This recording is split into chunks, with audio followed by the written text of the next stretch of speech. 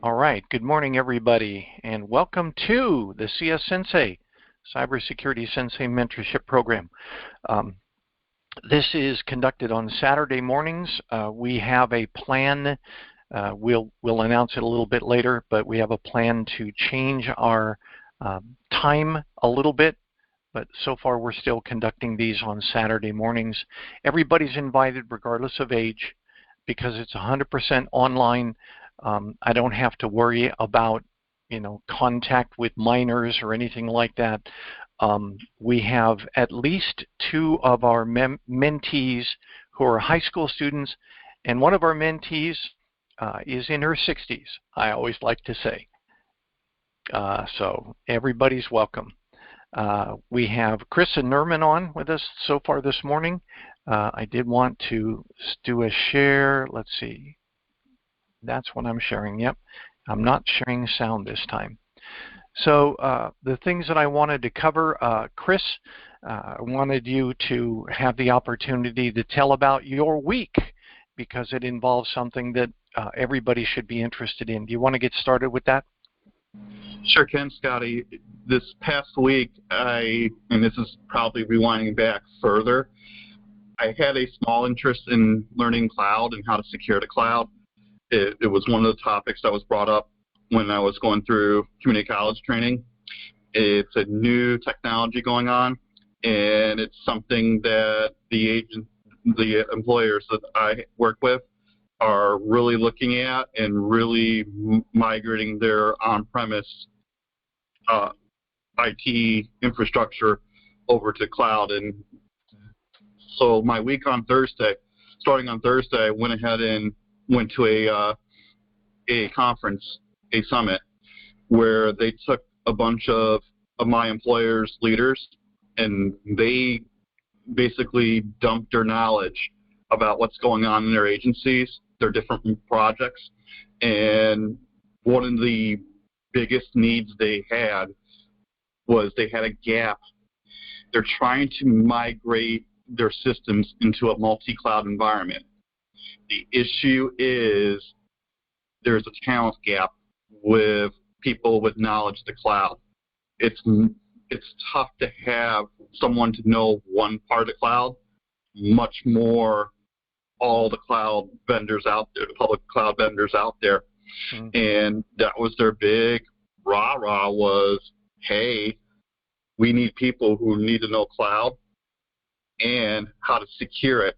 So the second thing that they brought up was zero trust architecture.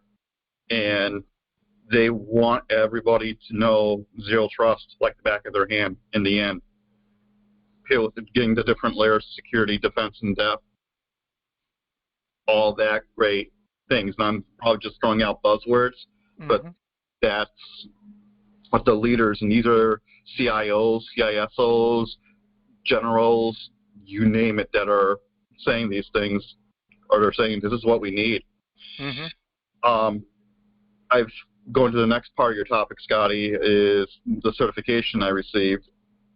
I planned this out in September just because it was a progression in my training program that I was going through, my personal training program, and they asked to get Microsoft 365 fundamentals down pat, and I got that cert yesterday and passed the test. So I'm a little bit of a celebratory mood this week. Very good. And can you describe, not specifics, but can you describe generally how did the test progress for you? Like topics-wise or study-wise, or can I get clarification? Number of questions, passing grade, So the Microsoft exams, and Scotty, since you're sharing your screen, can you go to learn.microsoft.com? Sure. Mm-hmm. Okay, now I'm sharing my screen. Let's see. Okay, there we go. And for those who don't see it, I believe we're recording. Yes, yeah, we are. So yep. learn.microsoft.com. Let me back up, get rid of the safety scanner. Okay. Yep. This is Microsoft's training website, or just basically its big knowledge base. And you can see up on the top banner, One of the things is certifications. Yeah. And scroll up and stop where it says popular certifications. Yep. Microsoft 365 Certified Fundamentals. It's on the second column on the first row. Okay. And this is the outline of the exam. My exam in particular had 36 questions. I had to answer in an hour and a half. They were multiple choice, multiple selection on the multiple choice. Like if they give you a scenario, they'll say, pick these two best products that will help you in this scenario. Without going into the gory details, the questions are they're not like saying, hey, what product has this, this, and this, and this. It does scenario problems. Like your boss, you're on a deployment team, and they really love Microsoft 365, and they need a secure environment because they're dealing with health records. I'm paraphrasing on purpose. Sure. Okay, what cloud products or Azure products do you need, or Microsoft 365 products are available in the security end to provide this? And they'll say pick 3. That's an example. Right. They also have drag and drop of, hey, you have a feature, you have a few features. What product has this feature? And you pick from a drop-down list. Okay. And you, as you see, Scotty, they and Nerman, they have, and the mentees who are going to listen to this, they have what you're going to be skilled on. So, Scotty, I believe where it says to ensure you are prepared for the exam, we recommend, and then on the first thought, it says fully understanding the skills measured. Can you click on skills measured? Yep. And nice little study guide for you. Gives you purposes, resources, and where it says skills measured right there, stop. Those are the skills that I was being measured upon. And these are very fundamental, but here's the key part here. This is vendor specific to Microsoft. Yep. I picked Microsoft for twofold. One, it was part of my training program with the vendor I'm working with personally. And two, it's something of use, heavy use in the current environment I'm working in. My advisement to mentees who want to go into cloud, go vendor neutral and go CompTIA. CompTIA is Cloud Essentials. A lot of employers want Cloud Plus. Second fold for mentees, look, if you do a search on Indeed or LinkedIn on cloud, see what's big in the market. If you absolutely want to go vendor specific, and then pick from there. Again, I only picked Microsoft because it was heavy on where I work. Yeah. Very interesting.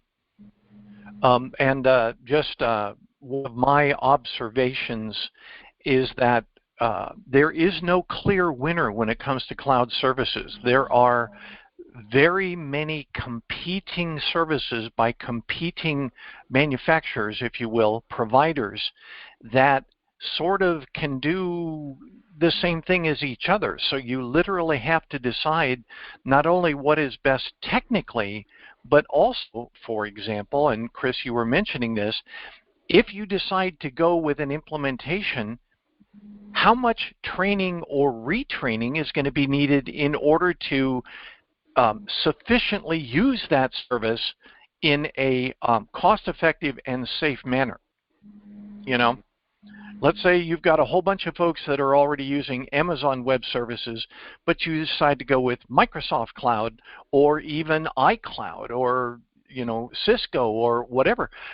How do you, you are now, and you mentioned that word multi-cloud, you're now supporting 2 cloud platforms. And one of the things that we always focus on, the least, what's it called? The point of entry for everybody is going to be the one point that is least secure. The more complex you get, the easier it is to find those core vulnerabilities that may have been overlooked. You've got 70% of your workforce is focused on Amazon and 30% is focused on Microsoft. You don't have 100% coverage because people specialize?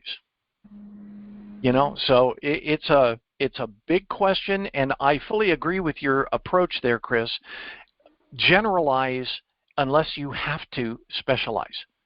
Cloud Plus is a great place to start. Yep.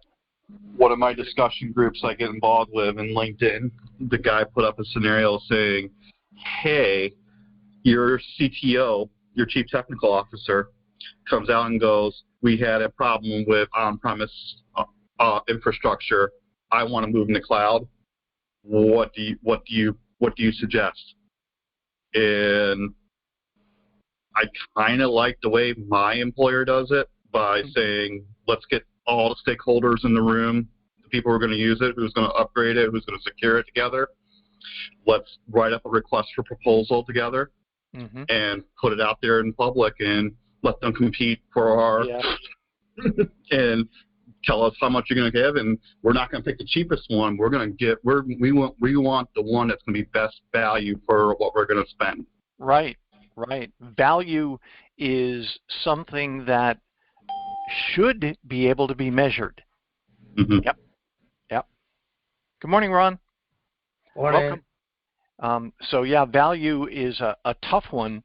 I remember having this hearing this conversation in our organization when they were consolidating, because certain groups had invested money in certain solutions that did not scale well. It works great for, a few hundred or maybe a couple thousand people, but when you scale up to tens of thousands, you are now talking about something that's not a good cost. So you've got this hardcore group of people that are already trained, that have already paid for their service, that are already using it, and they say, works for us. So how do you speak about value when for them in their limited use, it is a good value? You sort of have to pull them away from, it's best for us and I'm sticking to it. There's a convincing that has to occur there, or as many federal CIO shops did, we consolidate everybody, and this is a phrase that I put together many years ago, your worst enemy is now your supervisor. So it becomes a case of we're doing it best value regardless of your protests. And, some people's noses got bent out of joint from things like that. Yep. Happens, though. Yeah. But to the mentees, I would say, if you're interested in the cloud, just take a look at what's out in the market before saying, hey, I want to learn Microsoft. Hey, I want to learn AWS. And probably the best advisement would be to go vendor neutral and say, do the CompTIA cloud search. And then whoever decides to hire you, find out what's in their environment, and then go from there. Yep. Very good. Thank you, Chris. So the next thing I wanted to cover was the training that I conducted. Ron, I was trying to get you some FaceTime here, and I didn't get quick enough back from you in reference to this, but I conducted a training this week, was very well received, had a full room of people who were listening in and paying attention, and we covered passwords versus pass phrases. And Ron, you were right on target with that, but I needed it to be tuned a little more finely on that. But I ended up conducting the training, and I used quotes from the Federal Trade Commission. Those were all helpful because it's not just me, it's not just what I think, it's what the Federal Trade Commission thinks. And I even gave examples of how secure are these passwords when you use the howsecureismypassword.net, which is now over on security.org. How long would it take to crack these passwords? And I showed them a shorter password you know, the ones that they're used to putting together. And I said, it is more than 1,000,000 times better to have a longer password than it is to have a complex password. So that was an eye-opener for many of the people. They had never even considered that. Yeah. Hey, Scotty, can I challenge people on this? Because I see, yes, 5 years, that's smaller, and I see a bunch of zeros. I'm going to put on my black hat on, and I'm sorry you don't like people being gray hats. Me as the bad guy, I would want the low-hanging fruits. Even that short password that would take 5 years, what normal person would wait 5 years to break that password? The complexity itself is great and wonderful. I know adding extra zeros is great insurance, but still, would the bad guy want to wait 5 years to put in? And I know my question becomes moot when quantum computing comes. That's my thought and question. Something for discussion. Yeah. Your point is well taken. When it says it would take a computer, what they're referring to is like something that has the strength of a desktop system. They're not talking about multi-cores. They're not talking about these modern day GPU hefty password guessing, or what's it called, brute force engines. They're not talking about any of that. They're talking about somebody with a password cracking, guessing protocol starting off at 0. How long would it take them to guess this? The issue is where it says 5 years, that's not 5 years in reality. If somebody were invoking a brute force attempt, this could very well be part of their dictionary already, and it would take milliseconds to crack. That's what I was hitting at. Thank you. Yep. Yeah, so what I was trying to point out is to this group is you can take something that may be safe compared to something that absolutely is safer. And that goes back to our audience chat. Yep. Yesterday. Thank you. Nope. Thank you. Cool. So I gave examples of 4-word long passphrases that they would then add, special characters and numbers before, after, or in the middle of, and then, they would then have an order of magnitude, an exponential order of magnitude, more secure passwords than what they're trying to think up now. And yeah, admittedly, and I went back to this at the very beginning, I said,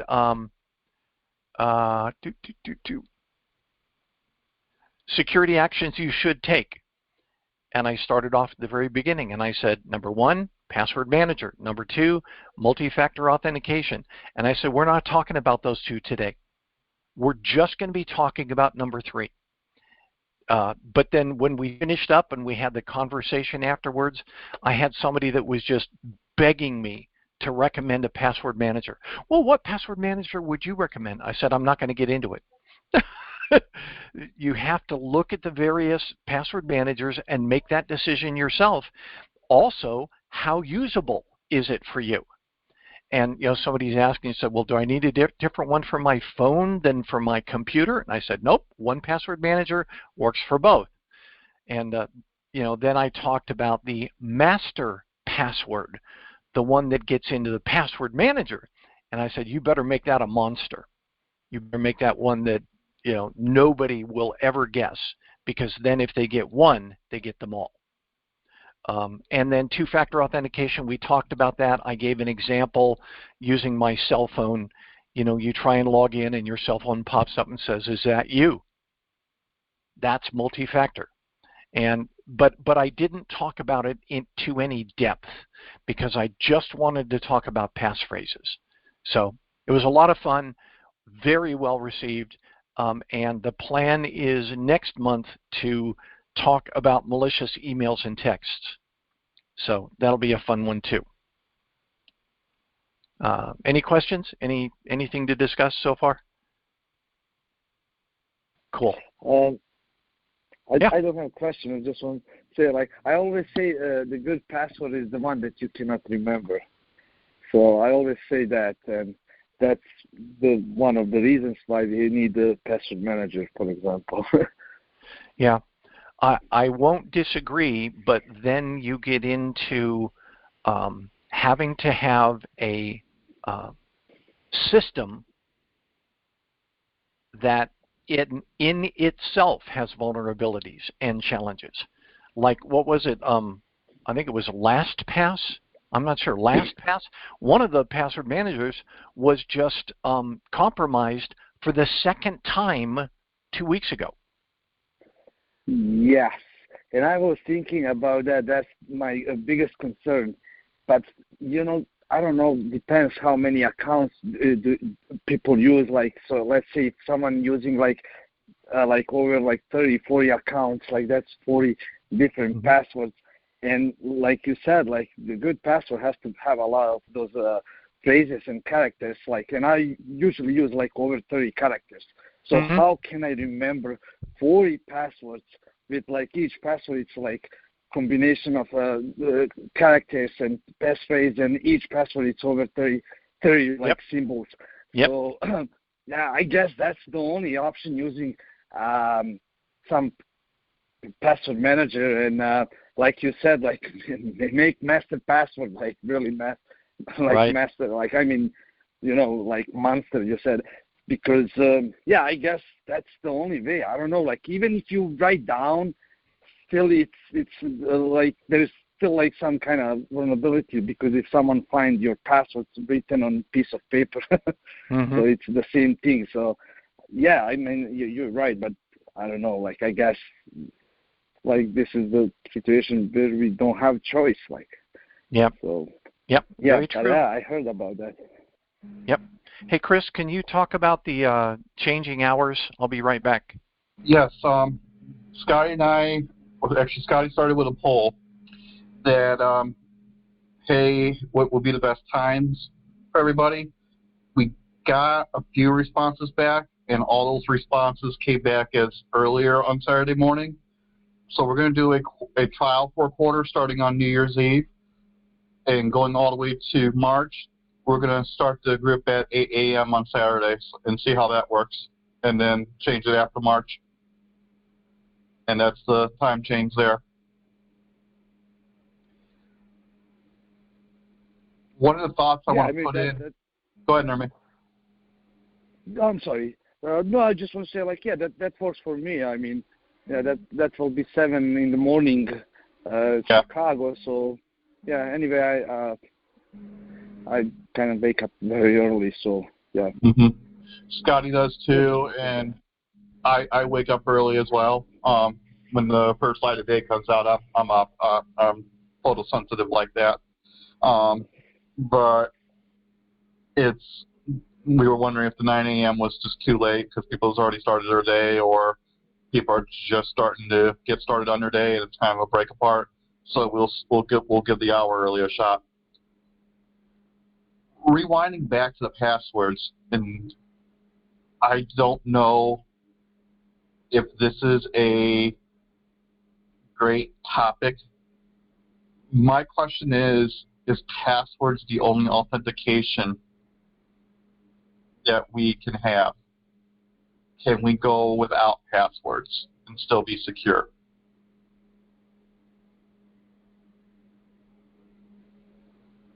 Can you repeat your question, please?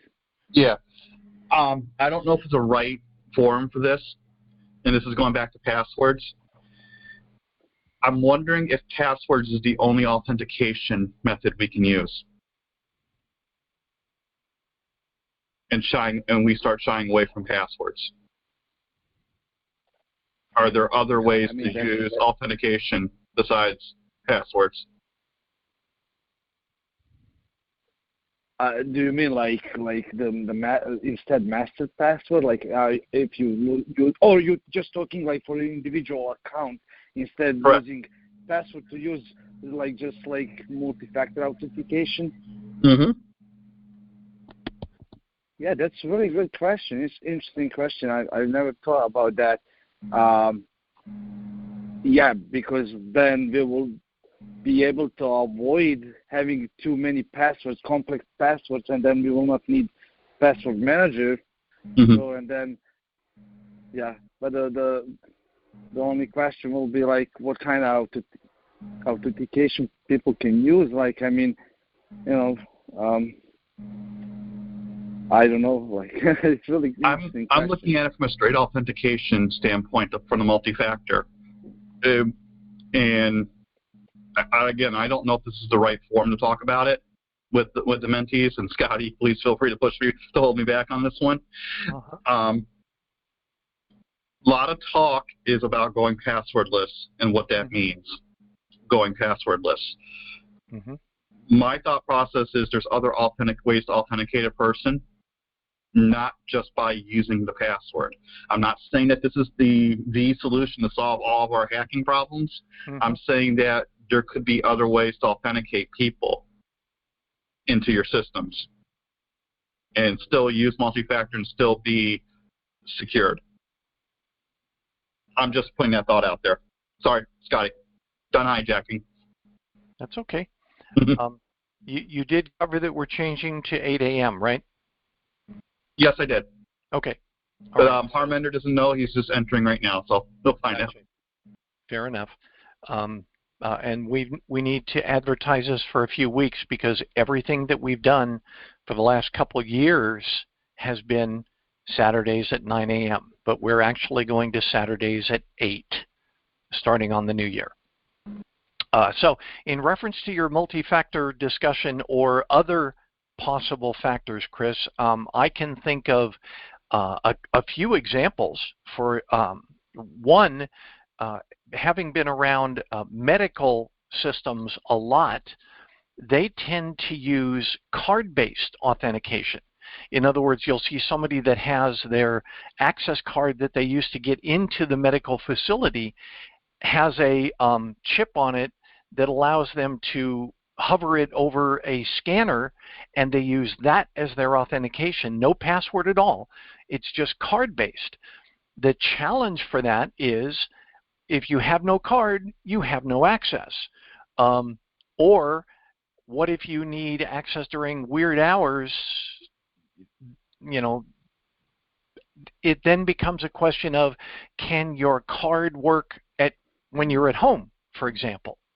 That means you have to extend your infrastructure out to where you can have those card readers. You know, so there's a long discussion about that. It's easier to discuss different things that don't require hardware.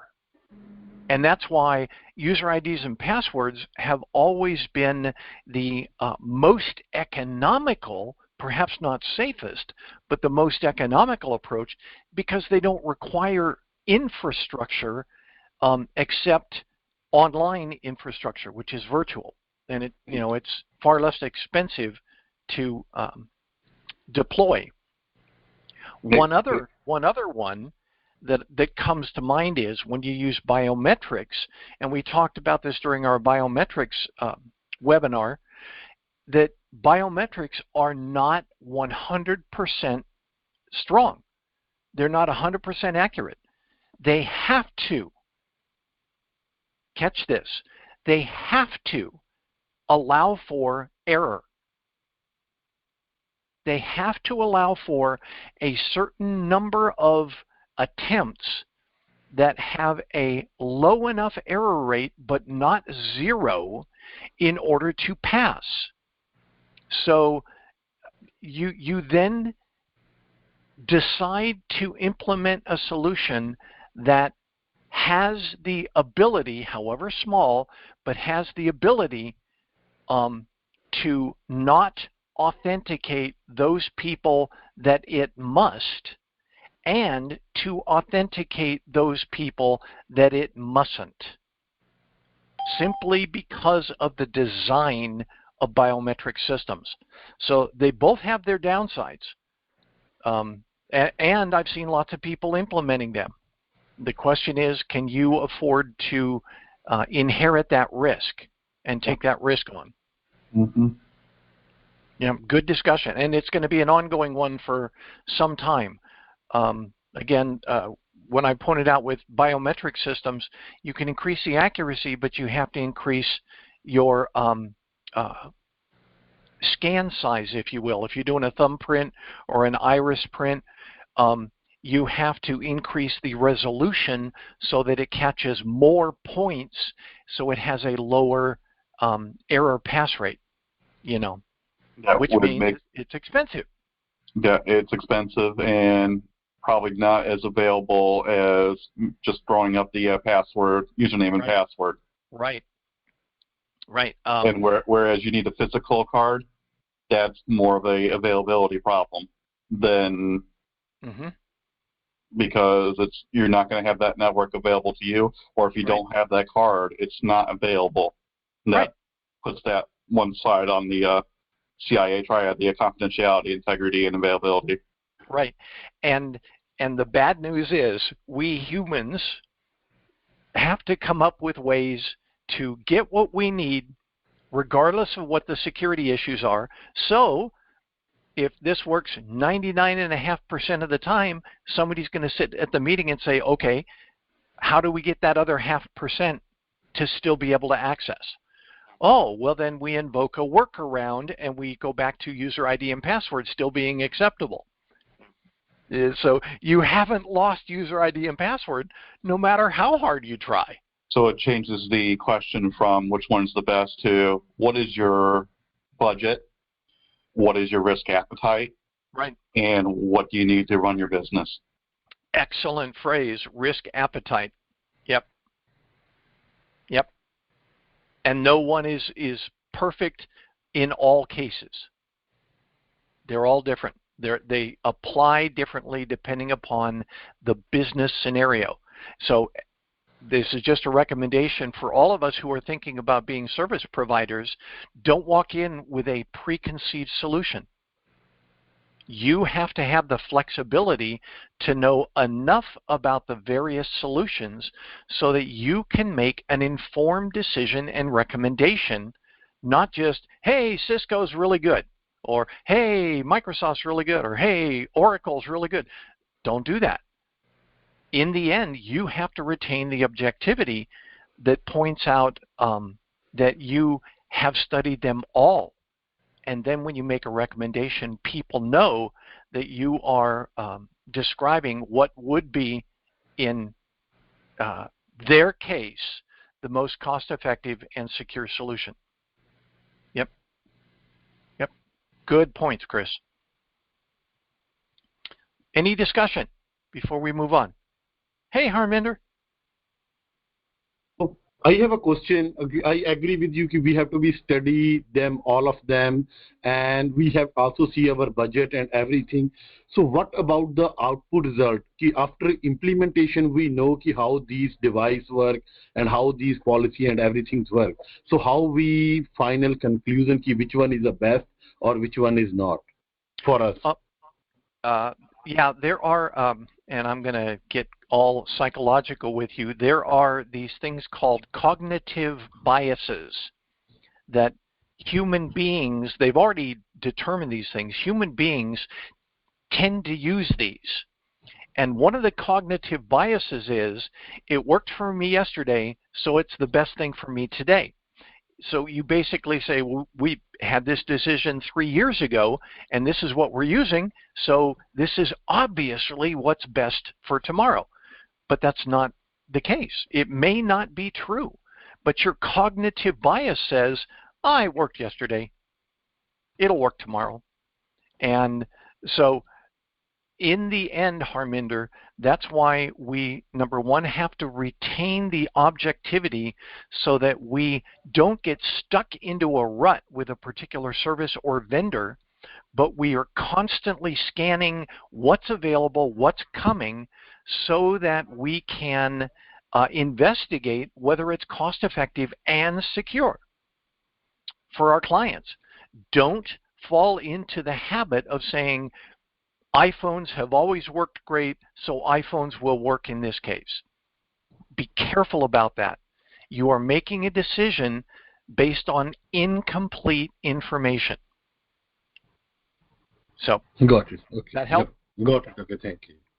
That's why I tend to endorse such things as vendor agnostic training or courses or YouTube videos or whatever.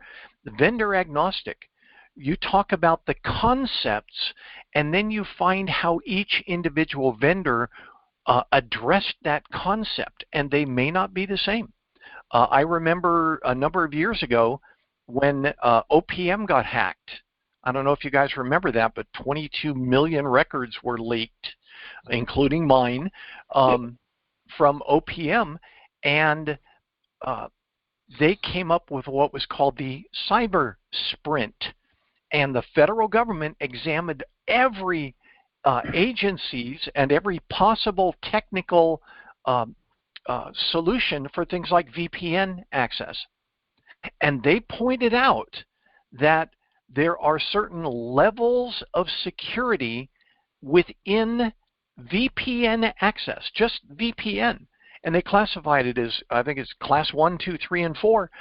And there were a number of solutions that had been broadly rolled out across many federal government agencies that contained a vulnerability, a known vulnerability, which classed them as class 3. And so the federal government said for the CyberSprint, you must have class 4 certified VPN access. Nothing else is acceptable. So if you had a class 3 infrastructure, I'm not going to name a vendor, but if you had a class 3 infrastructure, you had to replace it with a class 4. So of course they went back to the vendor and they said, can you make this solution class 4? And they said, no, we can't. Bye. We are no longer going to buy this from you. Funding stopped for anything having to do with that particular solution. And everybody was told they had to take it off their infrastructures. But curiously, that happens to be the exact vulnerability that was used this last couple weeks to hack into CISA. It was their class 3 remote access. We can sort of talk about it here. No, this was current events. The Commerce Department and CISA were both hacked. Now, I'm sorry, go ahead. Would the Cisco ZeroDay also be part of this conversation as well? No, that's different. The Cisco ZeroDay, the Cisco ZeroDay affects VoIP instruments specifically. Oh, yeah. So, keep going, Scotty, sorry. That's okay. Commerce and CISA hacks involved a product that had been identified as having vulnerabilities and was still being used. So they knew about it. They didn't get rid of it or upgrade it or whatever was needed so that that vulnerability would be gone, and it was used. If you read the article in total, at least 4 agencies reported attacks. And these were DDoS attacks. They weren't very complex. They were just distributed denial of service, hammering on the gateways for these 4 different systems, web systems. And 2 of them did just fine. But 2 of them, they actually overloaded those systems and were able to gain access. So just something to think about. The challenge you'll have is selling that to your CEO. How do we increase our budget? Well, why do we need to increase our budget? And you have to describe it so that they understand. Yeah. Yep. So this Cisco ZeroDay, did anybody have an opportunity to read a little bit about that? I know I just brought it up, yesterday? I did, Scotty. I just did this morning. I just Go ahead, this Nerman. morning, so. No, I said I didn't have chance to read anything. I mean, Okay. I just saw on the Facebook. So yeah. Okay. This brings up an extremely prevalent situation that you are going to have to deal with if you're in the service business for an organization. This was Cisco announced 2 days ago that their most current and most popular VoIP phones had a vulnerability that they classified as a serious security problem, and it was in their most popular phones, which means it could be millions of them out there. And then Cisco had the audacity, I'll say, to say, we don't yet have a solution for it, but we'll have one for you in January. You know, have a nice day. It's like, what? It's better than nothing, Scotty, because some companies will say nothing and say, nope, there's not a problem. Right. Nope. Right. Now, this is where you have to measure risk. And without getting into this too deeply, these Cisco phones are typically behind firewalls. So in an VoIP environment or even an eVoIP environment, these are typically tunneled to protected systems. And so, yes, it's a serious vulnerability. The chances of it becoming a problem are only if somebody uses these phones partially in their environment. I would think that would be the most likely scenario where it ends up becoming a risk to the infrastructure. Scotty, I'll add something a little bit more above. Do you actually have the phone and its firmware? I don't think a lot of small mom and pop businesses have these phones. Maybe people at our level, the enterprise level of 10,000 or more, may have them. But it sounds like this, from reading the article, the ZeroDay is specific to a certain phone, to a certain firmware. So the first question on my mouth would be, do we have this phone? Right. That would be the first question in that meeting. Second question in that meeting, and this will be a meeting of I would say maybe a change management board. I'm just going to throw it out there, or a meeting of the minds. I would say a meeting of the minds for our mentees' sake. Right. CEO, CIO, change management, you name the tiger team or the tech team. I digress. The firmware is specific in the ZeroDay. So my next question is there an older firmware for that similar phone? And since it only affects the newer firmware, do we have that newer firmware? Because if we have the older firmware, it's not a problem, from what I'm reading. Yep. That'll be the first two questions, but then again, I'm looking at it from an asset lens rather than a security lens. Sure. And those are obvious questions that need to be asked. And if you were, for example, a CISO, you would have to ask those questions of your people very quickly, because you know that your CEO is going to be scheduling a meeting with everybody real soon to discuss this. So, yeah, you've got to be hot on your game to be able to evaluate this very quickly in reference to your infrastructure. That's why you got to know everything. You got to know what your people are using, not just what you're comfortable with. You got to know it all. You know, so yeah, there's a knowledge level that is immediately required. And there was a long time ago, there was a discussion with Henry Ford, and the folks that were writing articles about Henry Ford weren't particularly helpful to him.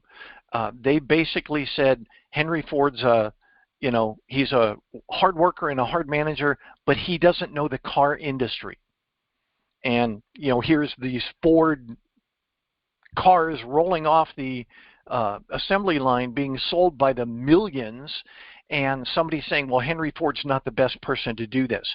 So Henry Ford, this gets to, do you have to know it, or do you have to know who knows it? Henry Ford scheduled a meeting in his office where he said, you can ask me any question about these Ford vehicles that we're putting out, and I will answer it for you. So of course the media went nuts with this and said, here's our chance to prove Henry Ford wrong. Well, they showed up in his office, and he had put like 20 telephones on his desk, and they all went to various product leaders or managers within his manufacturing facility, and they'd ask him a question, and he'd go, and he'd reach the phone, and he'd pick it up, and he'd ask the question to the guy who knew. And then they'd ask him another question, and he'd pick up another phone that would go to that guy who knew, etc. So as a CISO, you should not have to be expected to know everything, but you have to know who in your infrastructure does know those particular things. So, yep. There's a knowledge level that nobody is going to reach, but you need to organizationally have that high level of knowledge and awareness so that you can make good business decisions and good risk decisions for your organization. So that's why you may hire certain people with certain skill sets, because you have a gap in those skill sets.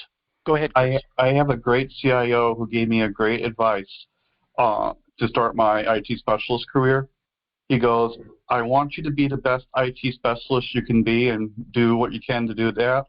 But the second one hit me real hard. He goes, I want you to meet our people in our organization and know our organization like the back of my hand.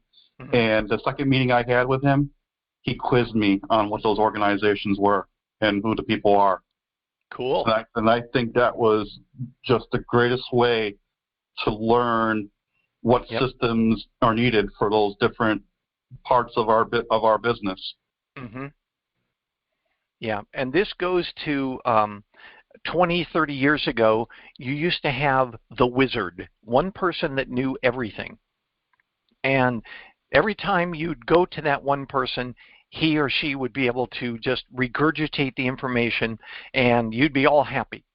You go, question, answer, we're done. But if you remember, some of you were too young to remember this, but if you back in those days, they ask things like, well, how much money is it going to take to do this? And this person would, basically look up and go, well, just keep giving us money and I'll tell you when to stop. Or something like that. In the end, it was not very good business to have a single person who was the only person who knew our, how to get to happiness for our organization. And was it a good idea? Did it make sense? So you've got to consider that. That's why a robust shop with multidisciplinary experts is always helpful. Always. Any questions? Cool.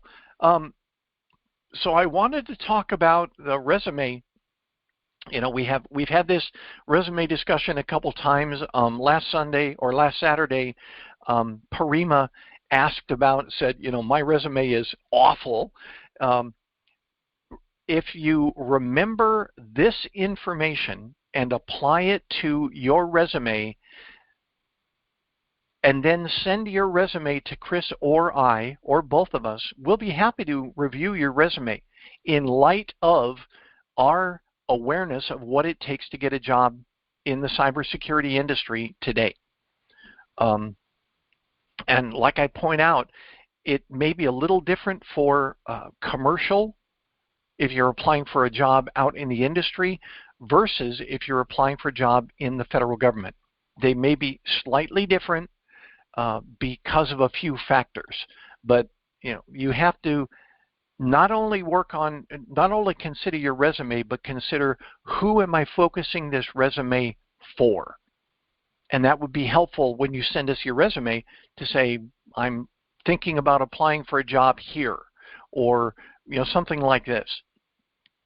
It's good for us to know where you think this resume is going to work, and we can help you with that. Also, what role are you applying for? A lot of people may start off, like Harminder's doing, start off in a help desk role and then move up from there.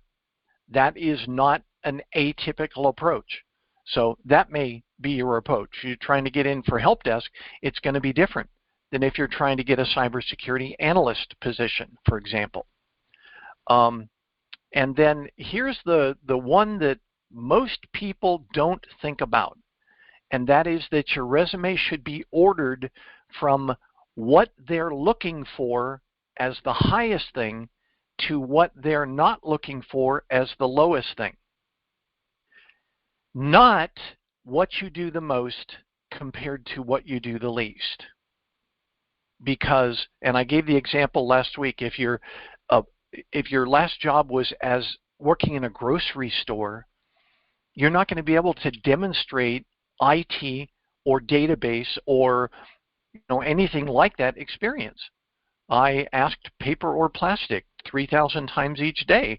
Okay, but if I'm a hiring manager, that has no value, and in fact, it has negative value to me, because you, in the way you formatted your resume, you made me read that because it was right at the top of your experience. You made me have to go through that and the next one and the next one and the next one to see your IT or security experience. What I'm recommending to you is shift those bullets according to what the reader is looking for. I know in our minds we say, what did you do the most? Put that at the top. I'm saying that because you're applying for an entry-level position, that stacks the cards against you. So you should not feel like you have to arrange it according to what somebody's not going to look for, just so they can get down to what they are looking for. Make sense? In the long run, I'm telling you to examine your resume so that it is easiest to read by both HR and hiring managers that will get you your interview. Then you talk about how much you've done these things. But if they have to go through, I asked paper or plastic 3,000 times a day, after a while they're going to get tired of that, and they may not get down to the meat of the resume that they're looking for. So try and make sure that they get the stuff they want first. Okay? Also, and this is one that I've had to impress on people for years, if you've done it once, you've done it. And you can put it on your resume. That doesn't mean that you do it every day. That doesn't mean that it's the majority of the work you do. But if you've done it, you've done it. Let your interview be the part where you describe to what level you've done these certain things. But get into that interview. Make sense? I'll give one example. I worked for CompUSA a number of years ago, and I was on their pricing and availability phone line. They would call and say, hey, do you have this particular thing? How many of them do you have? What's the cost of it? Those sorts of things. Pricing and availability. And I just answer the phone. Yeah, we got these. Got 12 of them. They're $8.95 each. Okay, thank you. Oh, can we put them aside? Sure, I'll have them up at the front register for you. Okay, thank you. That's all I did. But in the midst of it, there was somebody in the corporate sales side of our particular CompUSA that approached Fannie Mae and said, hey, I've got a deal for you. I've got a suggestion for you to use for your employees as a perk. And they came up with this cool little thing that allowed Fannie Mae employees to call CompUSA, guess who they called, and get up to, I think it was $4,000, maybe it was $2,500, whatever it was. It was a lot of money that Fannie Mae was going to finance back to them at 0% interest, but it was all going to be done inside Fannie Mae. All they did was they called CompUSA and said, I want this and this and this and this, and here's my Fannie Mae employee number. Done. This stuff will be, delivered to you at the end of this 2-week cycle. And in the course of 2 weeks, I sold $1.2 million worth of CompUSA hardware, software, and accessories to Fannie Mae employees. So I literally established a corporate sales record when I was on the pricing and availability line for my local CompUSA. I was just in the right place at the right time. So I say that I was a corporate sales leader for CompUSA during this campaign that they did. I wasn't even responsible for doing it. The guy who was responsible for doing it said, I need somebody to answer the phones. Scotty, you got to do this. Okay. So I put it down. I was the corporate sales leader. For 2 weeks at CompUSA, I sold over $1.2 million worth of CompUSA stuff in 2 weeks. Boy, was I busy. Calls after calls after calls after calls after calls. It was kind of fun. So that's what I'm saying. If you've done it once, you've done it. Then have your conversation during your interview about how extensively you've done it. Okay? But don't get stuck in the group of people that never get the interview because they said, oh, well, I don't really have those skills. Well, you may. And Chris and I came up with this. We were just talking about it this week. Let them tell you no. Don't sell yourself short. Put in that resume. Format it in a manner that's most likely to get you the power you need so you get that interview. The interview is all you're trying to get at that point. They're not going to hire you by looking at your resume. Well, chances are they won't hire you, look at the resume and say, oh, I got to have that person. But that will get you the interview. So format it so it's most powerful for the reader. Make sense? Make sense? Okay. Yeah, it makes sense. And again, you can easily ask Chris or I to check your resume. But follow these instructions first. And then send us your resume. Okay? All right, that's all we've got time for today, guys. I really appreciate it. Today went by fast. Yeah. Any last-minute questions or comments before we finish up? Last really quick comment from me. It was really good. Go ahead, Norman. Yeah, I'm sorry. I just want to... Thank you very much, Scotty. It was really good. Yeah. Yep. Last very quick comment from me. The resume is not your only tool to get into a job. That's right. Do meetups, do volunteers, do all that. Yep. Yep. Okay, so the last question I have, Chris. So I try to look for a volunteer for the cybersecurity. I have my one friend. He told me it is very hard to get work in volunteer in the cybersecurity. You can get the volunteer in the other field, but cybersecurity very less chance. Is it right or wrong? That's true. But you may be looking in the wrong places. Think about your homeowners association. Think about your church website. Think about your Boy Scout troop. etc. In other words, people who need to have good security, but they obviously don't have somebody that does it. Okay. That's the suggestion. Okay. Thank you. Got it. Sure. All right, everybody. Have a great Saturday. Thank you. Have a nice weekend, guys. You too. Thank you. Take care. Thank you. Bye.